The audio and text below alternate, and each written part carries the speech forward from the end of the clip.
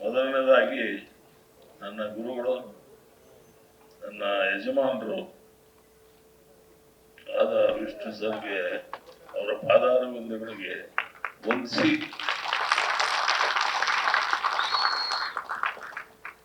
ಅವ್ರ ಸುದ್ದಿ ಎತ್ತಿದ್ರೆ ನನಗೆ ಕಣ್ಣ ನೀರು ಬಂದ್ಬಿಡುತ್ತೆ, ಗೊತ್ತೇ ಇರಲ್ಲ ಹೆಂಗ್ ಹೋಗ್ತಿರುತ್ತೆ ಅಂತ ನೀರು.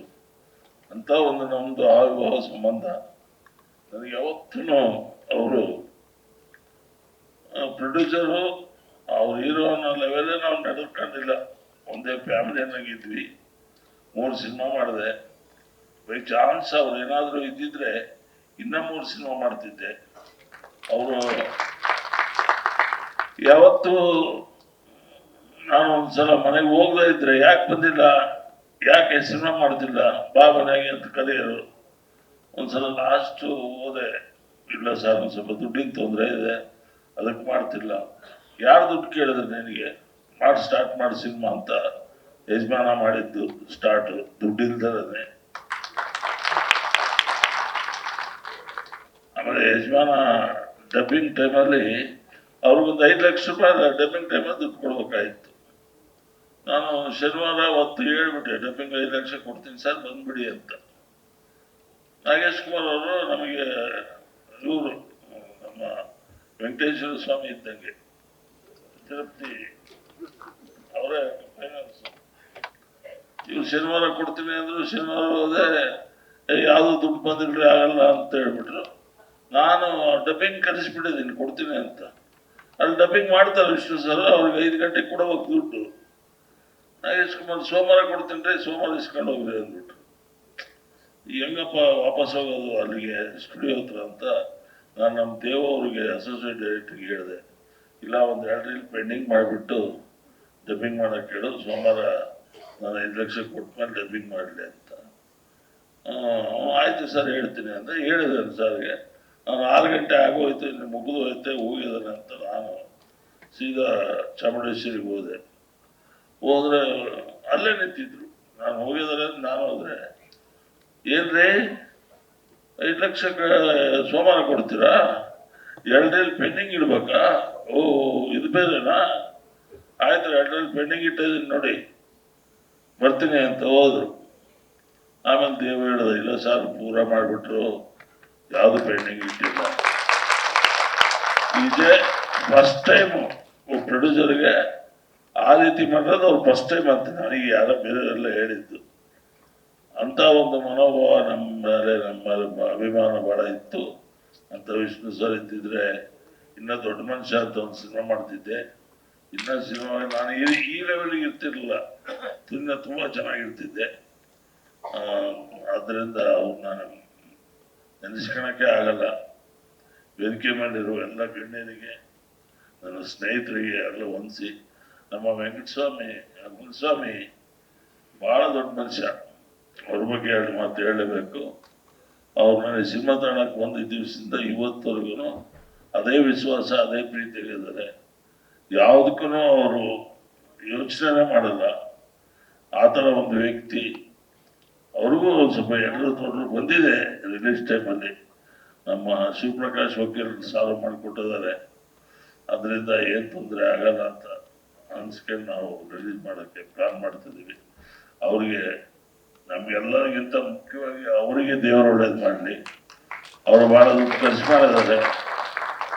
ನಮ್ಮ ಸಿನಿಮಾ ಇರ್ಬೋದು, ನಾವು ಕೊಟ್ಟಿರ್ಬೋದು, ಬಟ್ ಆ ಖರ್ಚು ಅಷ್ಟು ನಂಬಿ ಖರ್ಚು ಮಾಡಿದಾರಲ್ಲ, ದೊಡ್ಡ ಮಾತು.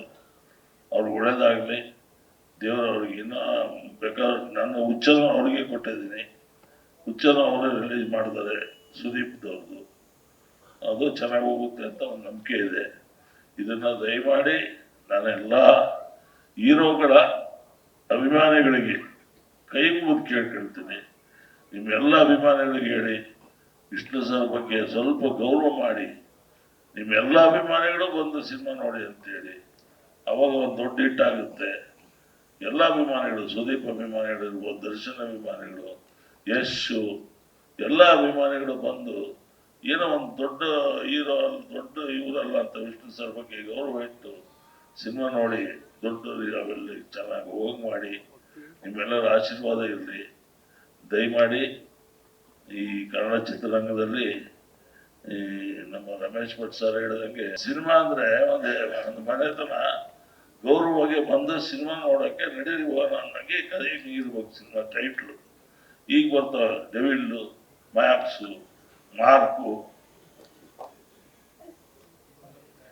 ಟೈಟಲ್ ಹೇಳ್ತಿರೋದು ನಾನು ಹೀರೋಗಳಲ್ಲ. ಮ್ಯಾಪ್ಸ್, ಲಾಟಿನ್ ಇವೆಲ್ಲ ಟೈಟ್ಲು. ಈ ತರ ಟೈಟ್ಲಿಗೆ ನಾವು ಸಿನಿಮಾಗೆ ಹೋಗ್ತೀವಿ ಅಂದ್ರೆ ಮನೆಗೆ ಯಾವ್ದೋ ಒಂದು ಯಜಮಾನ ಒಂದು ತುಂಬಿದ ಮನೆಗೆ ಹೋಗ್ತೀವಿ ಅಂದ್ರೆ ಸಂಸಾರ ಹೋಗಿ ಬನ್ನಿ ಅಂತ ಮನೆಗೆ ಕಳಿಸ್ತಾರೆ. ಮ್ಯಾಕ್ಸ್ ಹೋಗ್ತೀನಿ ನಾನು, ದೇವಿಲ್ಗೆ ಹೋಗ್ತೀನಿ ಅಂದ್ರೆ ಗಂಡ ಹೆಂಡತಿ ಹೊಡೆದು ಕಳಿಸ್ತಾರೆ. ಅಲ್ಲ ವಿಷಯ ಕರೆಕ್ಟ್ ಇದೆ.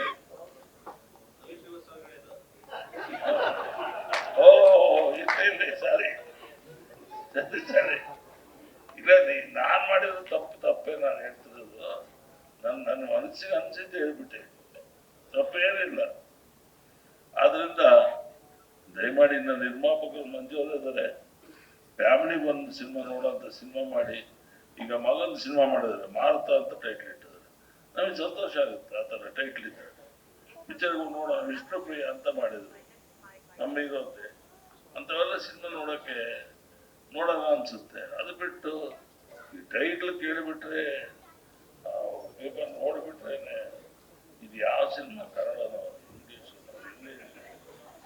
ಭಗವಂತ, ಕನ್ನಡ ಇಂಡಸ್ಟ್ರೀಸ್ ಈ ಲೆವೆಲಿಗೆ ಬಂತ. ಇದು ಕುವೆಂಪು ನಾಡು, ಎಲ್ಲರ ಕವಿಗಳು ಹುಟ್ಟಿದ ನಾಡು, ದಾರಾಬೇಂದ್ರೆ ಹುಟ್ಟಿದ ನಾಡು. ಇಂಥ ನಾಡಿನಾಗೆ ಎಂತೆಂಥ ಕವಿಗಳು, ನಾವು ರಾಜ್ಯ ಅಲ್ಲ, ಈ ರಾಜ್ಯ ಅಲ್ಲ, ಬೇರೆ 10 ರಾಜ್ಯಕ್ಕೆ ಕೊಡುವಷ್ಟು ಕವಿತೆ ಇಲ್ಲಿದ್ದಾವೆ, ಕವನ ಇಲ್ಲಿದ್ದಾವೆ, ಕಾದಂಬರಿ ಇಲ್ಲಿದ್ದಾವೆ. ನಮ್ಮ ಕರ್ನಾಟಕದ ಕಾದಂಬರಿಗಳನ್ನ 100 ರಾಜ್ಯಕ್ಕೆ ಕೊಡ್ಬೋದು, ಅಷ್ಟು ಕಾದಂಬರಿ ಇದ್ದಾವೆ. ಅದು ಬಿಟ್ಟು ಕಾದಂಬರಿ ಇಟ್ಕೊಂಡು ಒಳ್ಳೆ ಸಿನಿಮಾ ಮಾಡಿ ಯಾಕೆ ನೋಡೋಲ್ಲ? ನೋಡ್ತಾರೆ. ನೀವು ಜನನ ಆದಿ ತಪ್ಪಿಸ್ತಿದ್ದೀರಾ. ಈ ಥರ ಸಿನಿಮಾ ಮಾಡಿ. ಮಂಜುವ್ರಿಗೊಂದು ವಿನಂತಿ, ದಯವಿಟ್ಟು ನೀವು ಮುಂದೆ ಇನ್ನು ಜೋರ ಸಿನಿಮಾ ಮಾಡಬೇಕು.